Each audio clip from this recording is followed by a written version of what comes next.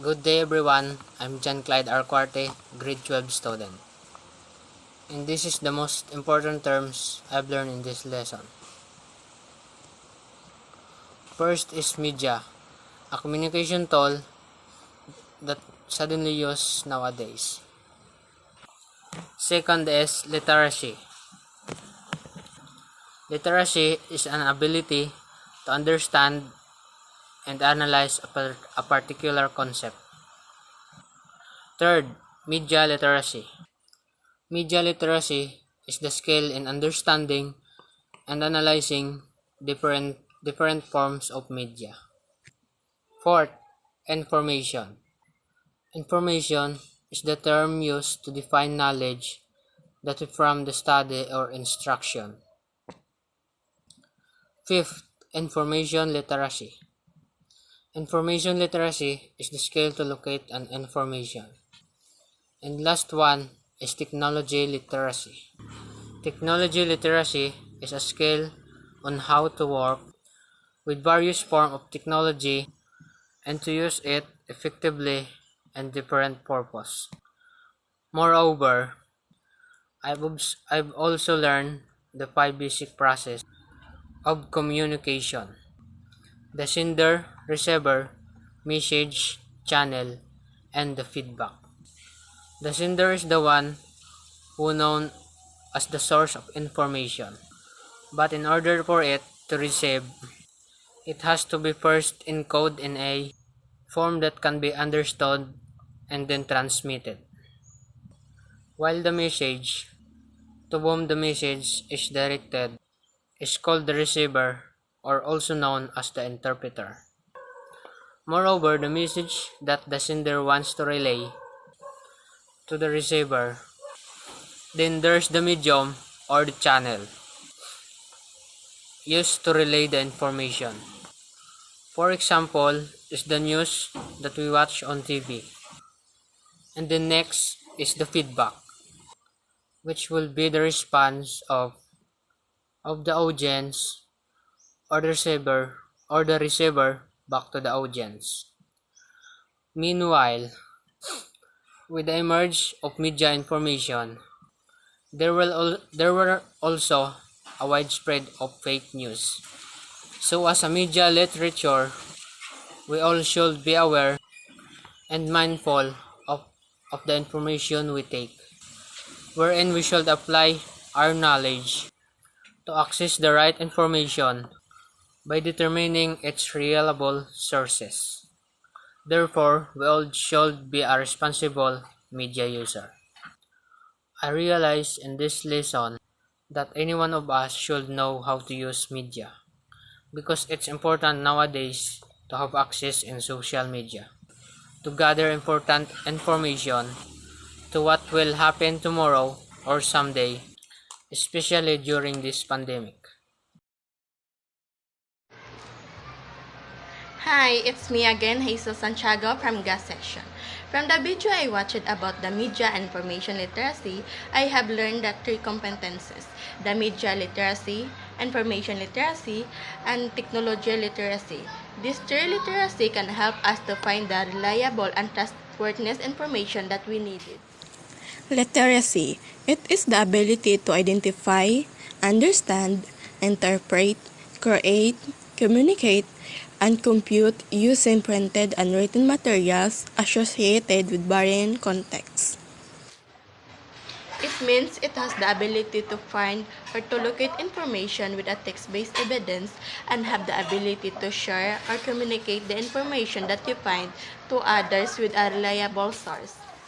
Reliable means something you can trust, and the source means place, person, or things where we can obtain something. There is a criteria for determining whether the source of information is reliable or not. Number 1 is accuracy, number 2 is the authority, and the number 3 is the coverage. Accuracy refers to the verification of the information you already know against the information found in the source. Authority refers to the trustworthiness of the source, either an author or institution. Coverage refers to the examination of the content of your source and how it fits your information needs based on its relevance to your topic.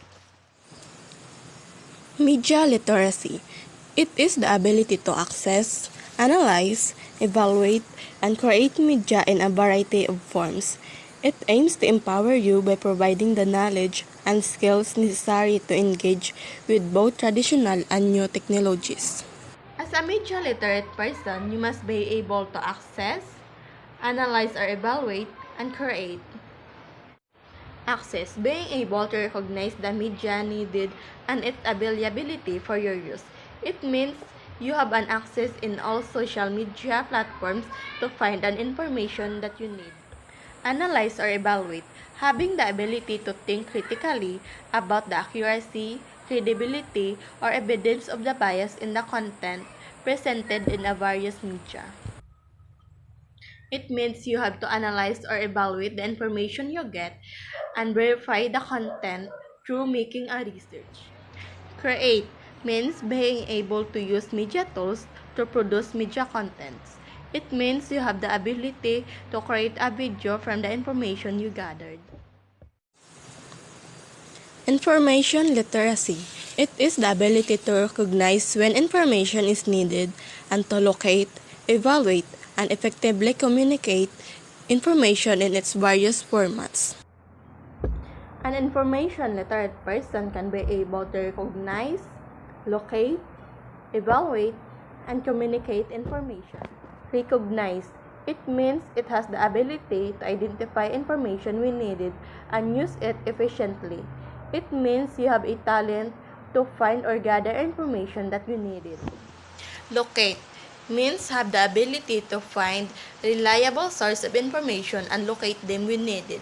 It means you have to locate or find information in reliable website. Evaluate, having the ability to assess whether the information is true or fake. It means you have to find information which is reliable and find the evidence to support the information that you get. Communicate information, the ability to share information effectively. From the information you gather, you must have the ability to share it with someone. Technology or digital literacy. It is the ability of an individual, either working independently or with others, to use technological tools responsibly, appropriately, and effectively. The technology literate person is skillful, knowledgeable, and engaged. Skillful. Have a skill in using digital tools. It means you already know how to use any technological devices or editing tools. Knowledgeable. Knowing the basic principles in computing devices. It means you already know on how to use those technology that can help you to find information. Engage, having the ability to act responsibly in online activities. It means you are engaged in doing online activities and make sure to be act responsibly in this. Again, from this video discussion on how to be a responsible digital citizen and use media in a right way. Media is really big help to everyone. We use it to communicate, share, and interact with our loved ones. When this pandemic came, media is widely used for education. We use it to communicate, gather information, and share information online. Always remember to have a limit in using social media because too much exposure on social media can lead us to serious problems such as cyber addiction, misinformation, disinformation, identity theft, cyberbullying, and other mistreats. I realized from this lesson the importance of media, information, and communication to me. This lesson helped me to know the important term that can help me in finding a reliable source of information. It makes me realize not to easily believe the information I see or get on social media because not all information that I can see is reliable. Others are fake, and be a responsible media user.